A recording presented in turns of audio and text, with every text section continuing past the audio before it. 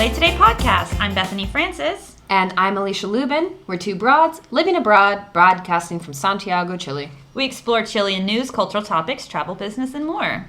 The Chile Today podcast is the first ever bi-weekly English-speaking Chilean news podcast. To learn more about the news topics you'll hear today, check out chiletoday.cl and enjoy quick updates from around the country on Instagram at Chile Today News. If you enjoy the podcast, please subscribe to the show on Apple Podcasts or wherever you listen. Also, if you're feeling generous, rate and review us and share our episodes on your Instagram stories. If you'd like to hear about a certain topic, have a story to share, or would like to ask a question, contact us directly through Instagram at Chile Today Podcast.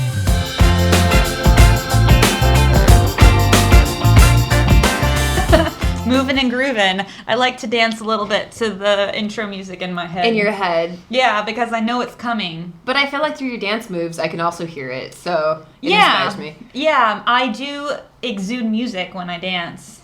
I'm so good at it. You're like a Walkman, a cassette player. Oh man, what even are those anymore? Oh, remember when it would break and you had to rewind the tape back in? Or like when you popped them in and recorded the songs on the radio? I did that. Like that's what makes us millennials, is we remember the old stuff and we got to grow up with the new stuff. For those of you who don't know what the actual definition of am I millennial-splaining to the audience? You're millennial-splaining. Okay. Remember destroying like your family's computer with LimeWire?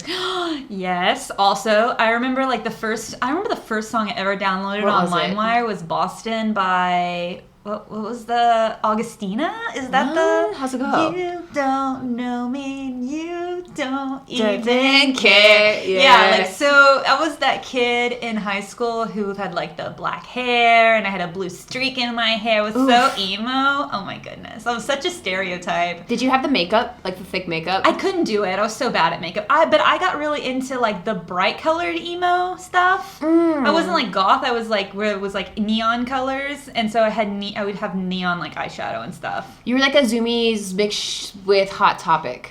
Girl, Hot Topic was my jam. Yes. Hot Topic was my jam. I never got to do the weird layer thing that a lot of people did with their hair, but I did have the blue streak. I would have waved at you from across the way in PacSun. Hi over there. Hi.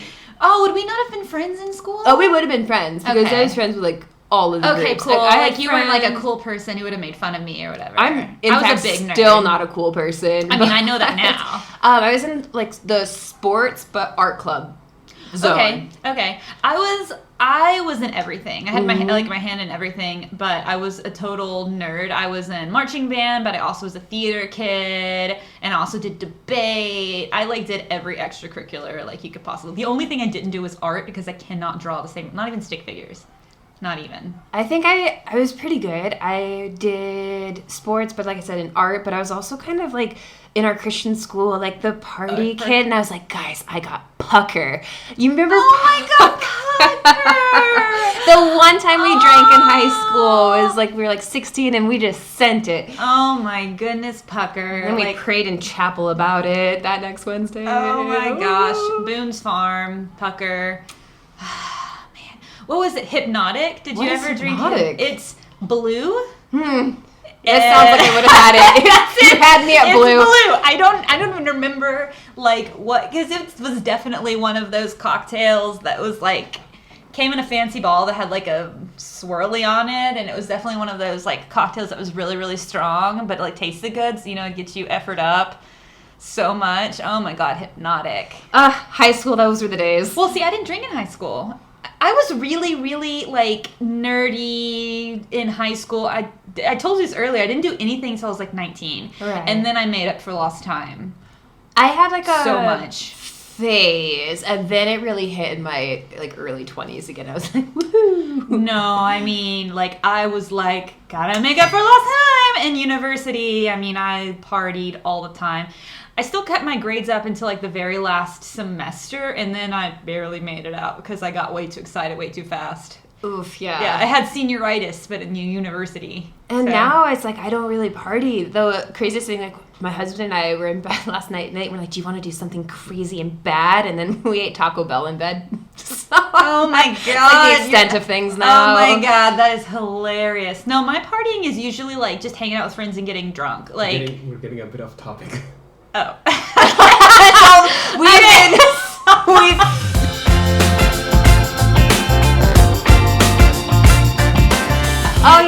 Leave that in. News topics of the Chili Today podcast. Not Bethany and Alisha reminisce for an hour about things that y'all don't give a shit about. I feel like, hey. Okay.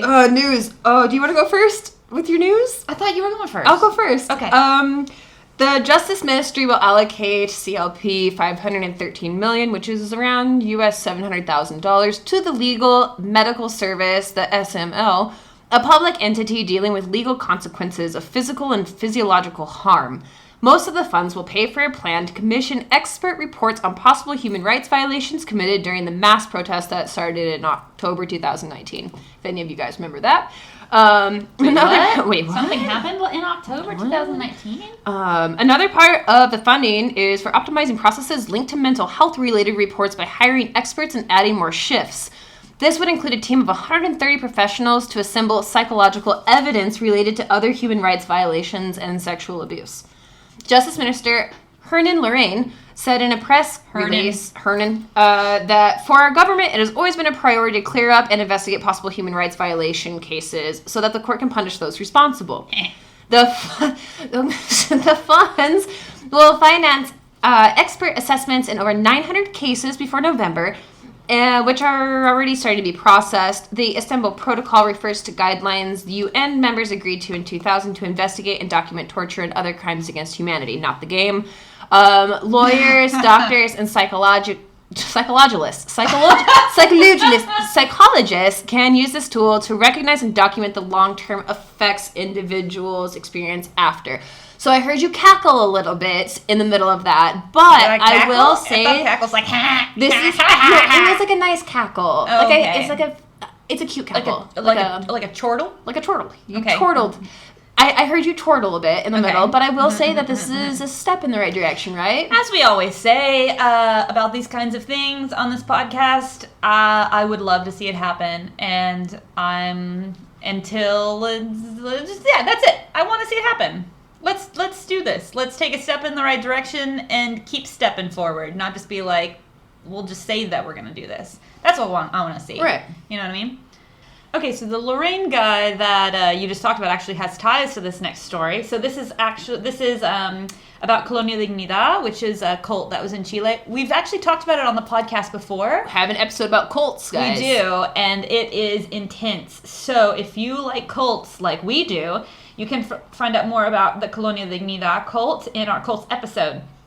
But the victims of this cult want to close it because actually it's a tourist site right now. Okay. Right, okay.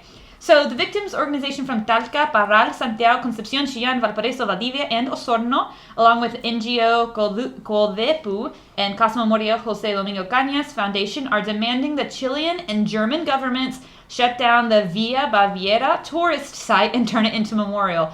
Yeah, making it a tourist site's in bad taste, y'all. Right, if you thought SeaWorld was, messed up. Oh, God.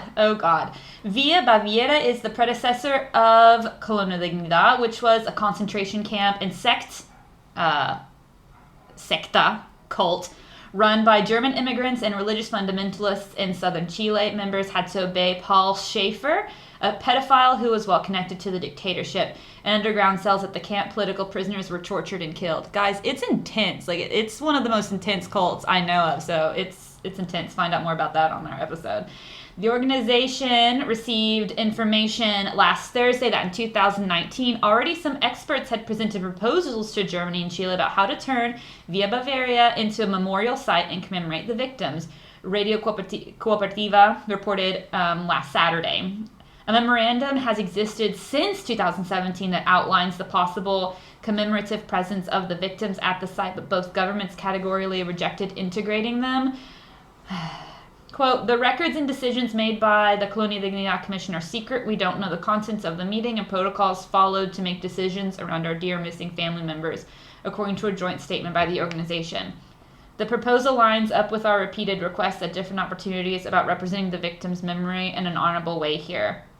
So details on the proposal were not released, and I have a sneaking suspicion that the reason a lot of this is private is because a lot of the dictatorship supported Colonia Dignidad, and that's why Colonia Dignidad helped to torture political prisoners. And I wouldn't be surprised if they're, like you said, this guy that you were talking about, Lorraine. He's connected to Colonia Dignidad, and I imagine a lot more of the people who are in political power right now are connected to it.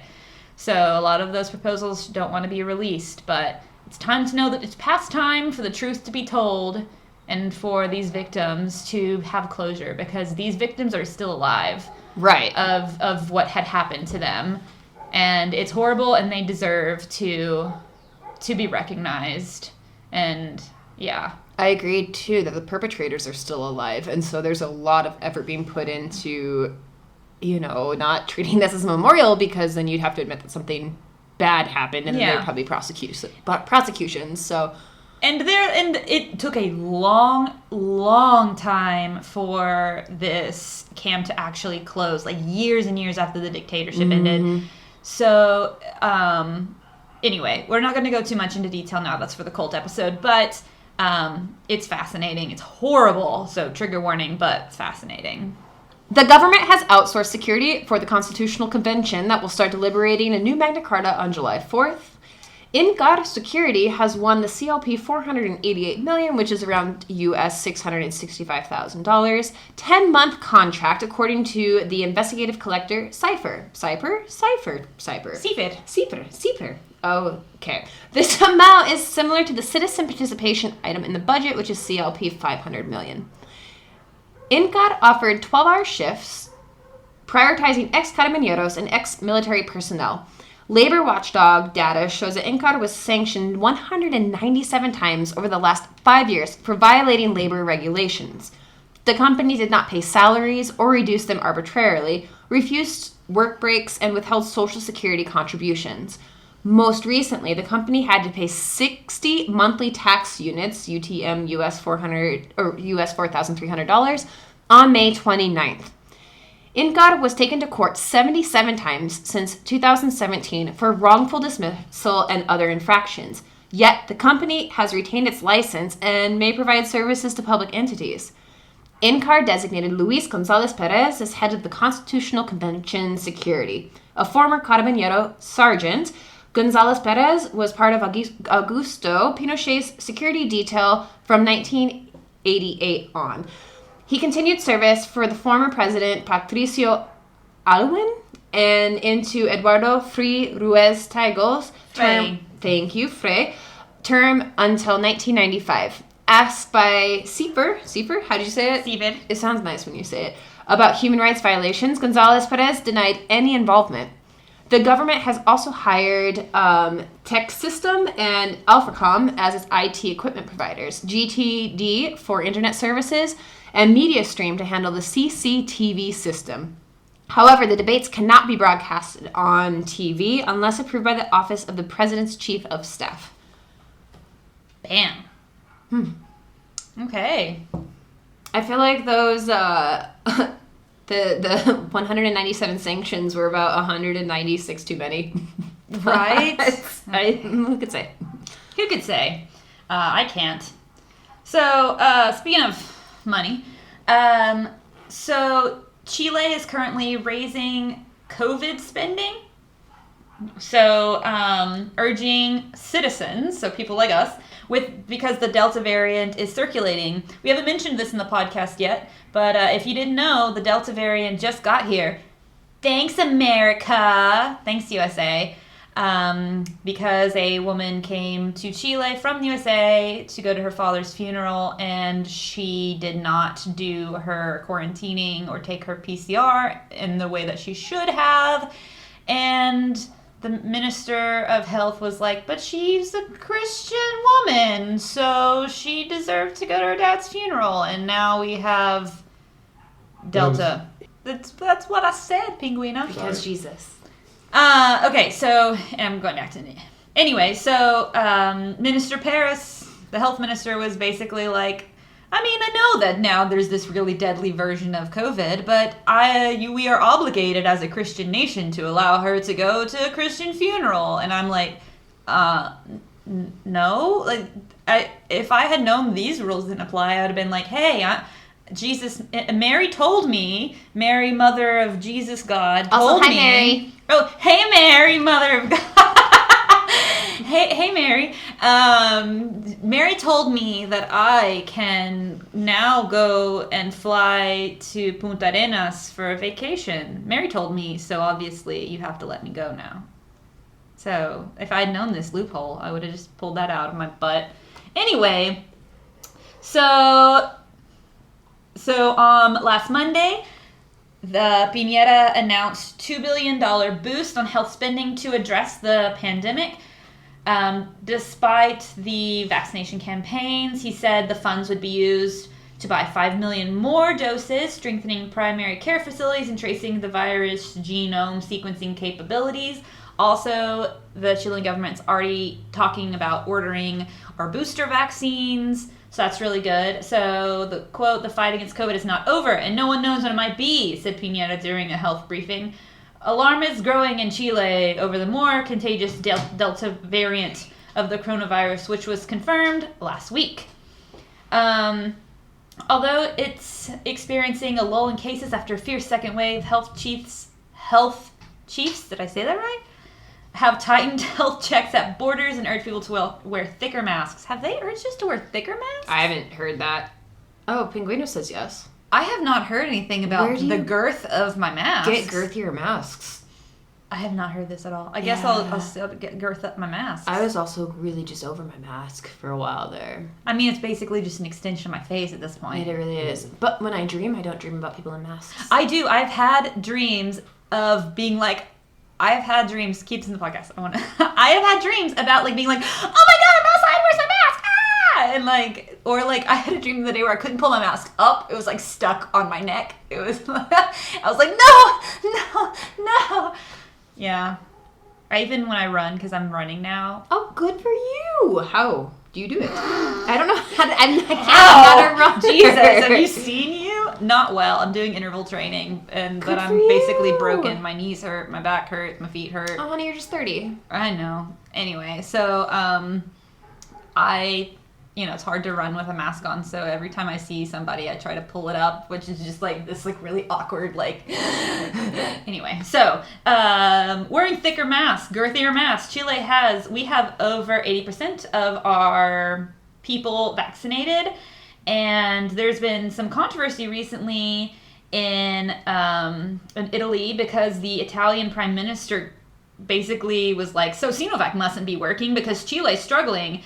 And the minister Paris was like, it really bothers me that European authorities say this vaccine doesn't work without any scientific information to back it up, especially since China was like, Sinovac definitely works against, well, actually, apparently China was like, Chinese vaccines work against the variant, but didn't say which one. But, okay, anyway. So, anyone who lives in Chile knows why everybody's actually getting coronavirus, and it doesn't have anything to do with the vaccine. It has to do with the fact that like last week 145,000 cars left Santiago. And 16 people passed away from accidents. I thought that was a lot. I don't know statistically, but I'm just 5,000 or something cars leaving Santiago. And listeners who don't know, there was a restriction on travel. We weren't allowed to leave the city. How they got out. Yeah, we're not allowed to leave the city. But they just... I don't think that there's no anybody like trying to actually enforce rules. But and also nobody like that's the thing. Like there's no mystery as to why this thing is spreading. It's because people just don't give a shit. So happy days. Happy days.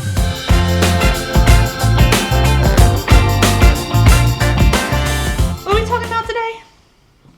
So we have tips to help you feel less homesick when you live abroad in Chile. Yeah. Because sometimes it can feel like you're real far from home because you're like 5,000 miles away, which is because you are far from home. A couple of kilometers. Yeah, you can feel far from home because you are far from home. Because you are far from home, and some of us haven't been able to go home and to see our friends or loved ones. What you doing this quarantine? So, if you are feeling homesick, you are not alone. A lot of us feel homesick, and you can try these things that we do to feel a little better. Yeah. You're starting. Oh, I'm starting. Oh, yes, that's right. So, my first one is networking, and I know it can seem a little weird when you can't really go up and meet with people, but if you're in phase 2 and you feel comfortable and you're vaccinated or And wherever you have a girthy you're at, mask. and you have a girthy mask, then, you can go out to cafes and you can use your little, mobility pass guide, go get some coffee, and maybe make a friend or two. And to make a friend or two, there's a couple of resources that you have here in Santiago specifically, and I think that they cover and extend into other regions, but I think that there's a large concentration of immigrants here. Concentration? There's a concentration. Yeah, I should concentrate more when talking about this. So one thing that I love using is Discover Chile, and it's a Facebook group, and you can go on there and you can get a lot of answers to questions you have, but you can also make friends and just put up a post and be like, hey, I'm new, or I've been here a while and I want to make new friends. Does anyone want to go drink coffee or send me a private message? And that way you can meet a lot of people. Instagram and TikTok are also great places. You can find people through different hashtags or by searching similar things. I've made a friend by commenting on her picture of Straight Burger one time. So and it might take a while until you feel comfortable finding a friend group, and that's okay because there's so many different people here, but it is really nice if you push past your comfort zone a little bit and reach out and at least talk with people. It'll make you feel a lot more at home to maybe be speaking your home language with someone else that can understand you. Yeah, and the thing is, I be careful because you never know who you're hanging out with, if they've been exposed to the virus or anything like that. So I can understand it being hesitant, but sometimes just talking online with somebody who knows what you're going through, and there are other Discover Chile branch off groups that you can go to, Discover Chile Ladies Corner, Discover Chile Moms, and Discover Chile, all those kinds of things to support you through the thing. I'm sure being a mom and a foreigner in Chile right now is really hard. I can't imagine. So that, trying to figure out, what's the best decision to make for you and your kid, and what are other gringos doing, and so I think that's a really good idea, just to know that you're not alone, because it is hard to network in person right now, because in the after times, networking is much easier, getting to physically see people's faces and stuff, but yeah, you can digitally network too.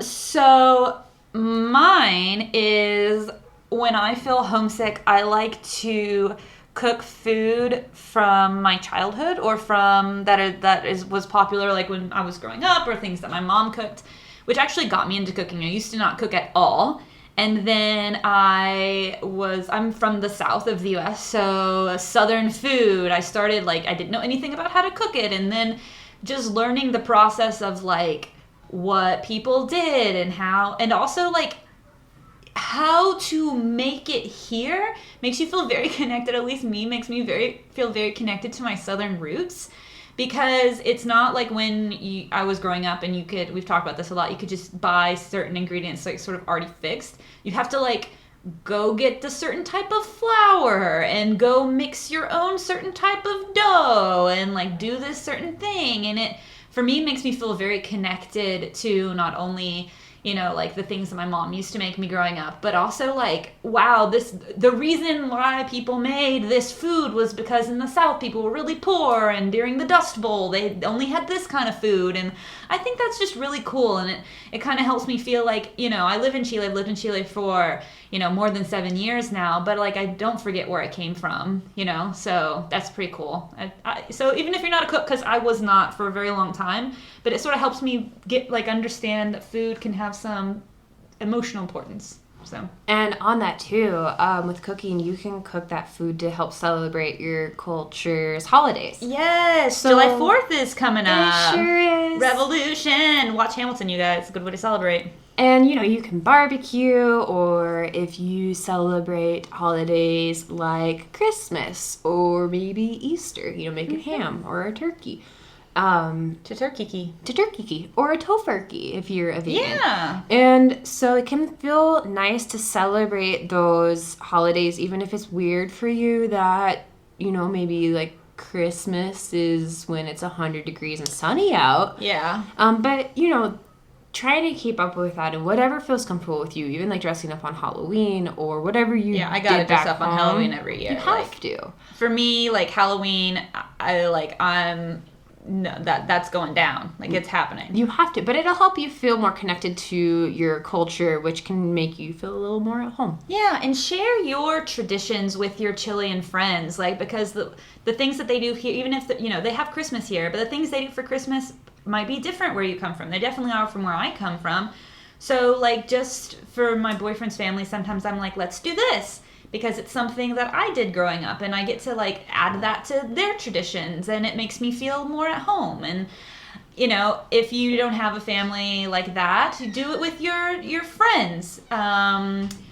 In the after times, you can actually get together with your friends and have a Thanksgiving. Last year, I had a get-together with several friends, like, the limit of what the COVID thing could tolerate, right? And we just got together and ate turkey, and it felt like it's different. It's not the same, but it is different in a good way. It's like a Friendsgiving, and you're all expats together. You're all gringos coming from different places. I had a friend who was German who came and brought, like, schnitzel or whatever. It was cool. So I totally agree with that. Food is important, man. I also, when I feel very homesick or I need a little bit of like, I guess a flashback or whatever, I watch like a movie from my childhood that maybe I haven't seen in a very long time. There's so much of like your emotions that like you forget are so connected to that. Like you'll hear like a line from a movie and you're like, oh my gosh, that brings me back to this like time when I was like sitting with my dad on the couch or like, so even if it's a silly movie and you watch it again and you're like, this is such a bad movie, it's so corny, it can just bring you back to those moments and make you feel, comforted, or at least it does for me. What's your go-to movie?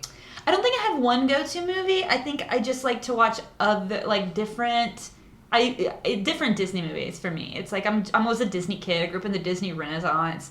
So, like, anything that I haven't seen in a long time that just, like recently I watched Bedknobs and Broomsticks. If you know what that is, message me and you're my best friend, because a lot of people don't know what that is. Do you know what that is? Mm-hmm. Okay, yeah.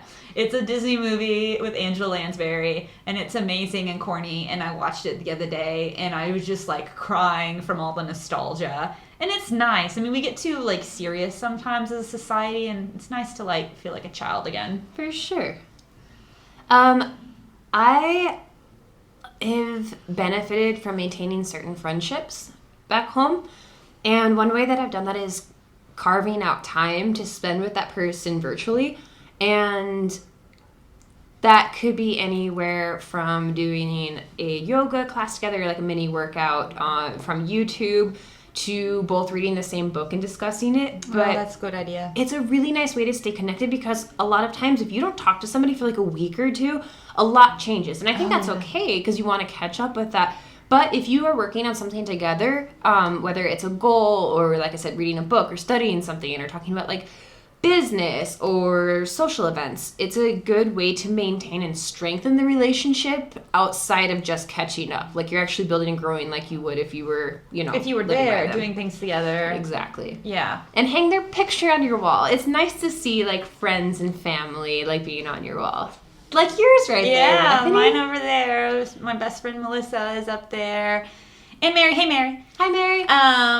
Mary's not up there yet, but she needs to give me a picture. I'll put her up there. And you, whoever you are, if you know what Bedknobs and Broomsticks is, obviously you're now my new best friend, so you gotta send me a picture, and I'm gonna put it up on my wall. Yeah, actually, if anybody sends us pictures, we will frame them and we'll put them up on our wall. I'm not even joking. Oh yeah, we'll have a fan frame.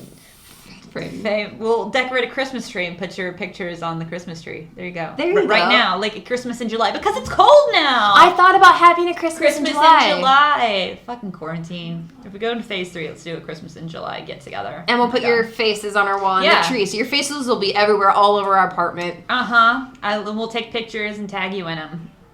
So, okay. So this is more for the after times, but not really, because I think it's really important to go to bilingual events.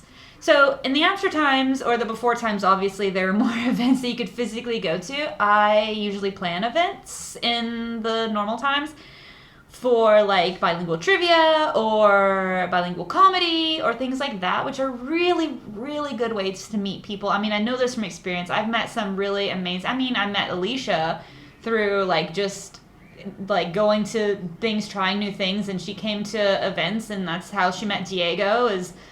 Well, we sort of all anyway. So yeah, so we meet people all the time. I met Diego through bilingual events. I've met a lot of people that way, and it's such a good way to network. I know that there's not as many opportunities right now, but we are, Alisha, I, and Pinguino are going to do a trivia night soon. Virtually, yeah. So there's going to be a chat room too, where you can chat with us, you can chat with other people in the chat room, see if you've got things in common. Do you like trivia? Do you not like trivia? Are you both acing all the questions about this or that? Like, you know, that could be a good way for you to like do something fun, speak English with a lot of people, talk to us. Like if you want to talk to us directly, we'd love to hear from you. You can do that. So we are having some problems with the date for that. Yeah, we had announced it was July 30th, but then I decided that it was my birthday. Well, I didn't decide that. It is my birthday, and I decided I'm going to celebrate it. So she originally was like, oh, let's do the trivia night on my birthday to celebrate my birthday. And we were like, yeah. And then she was like, wait, no, that's kind of lame. I want to do something fun. No, not that it was lame, but I get anxiety during events, and I was like, that's not how I want to start off my new year.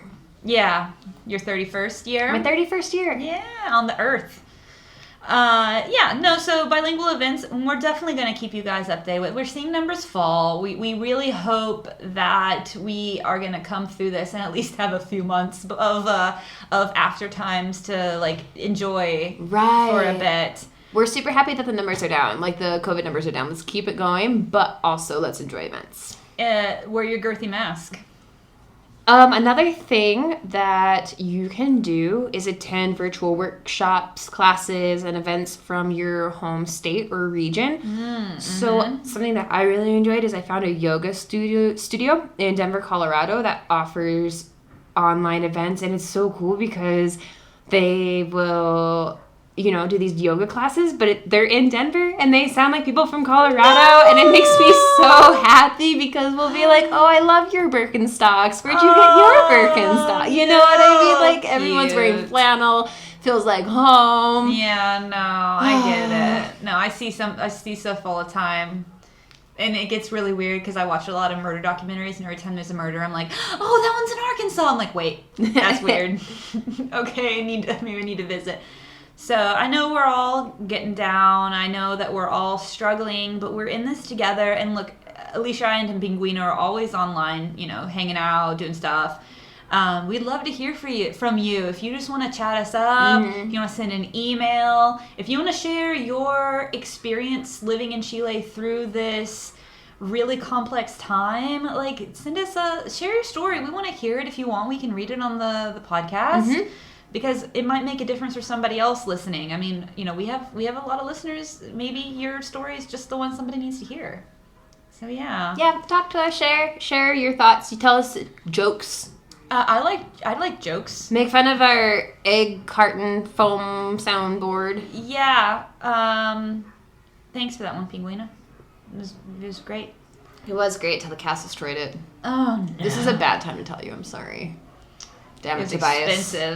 Expensive materials. You can even send us hate mail. Like, one of my favorite lines that we've ever received from somebody, it was an angry letter, but they told us to wake up and smell the Juan Valdez. Do you remember that?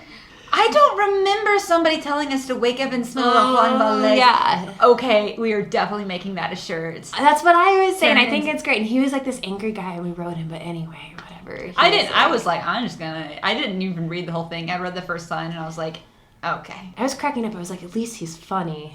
Yeah, wake up and smell the wine. Right?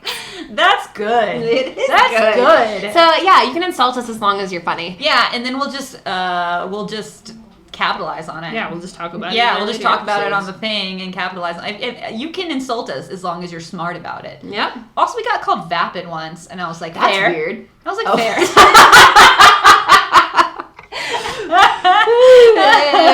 And I was like, that's not, fair.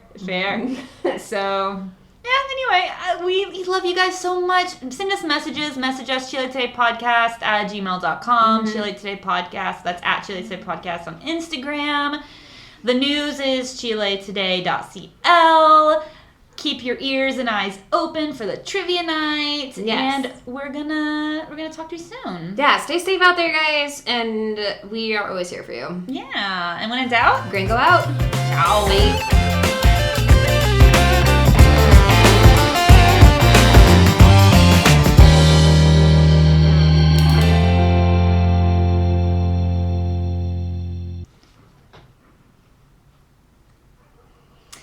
Hey guys, the Chile Today podcast is produced by Diego Pinguino Rivera. It is written by Alisha Lubin and Bethany Francis in conjunction with ChileToday.cl. Hope you enjoy.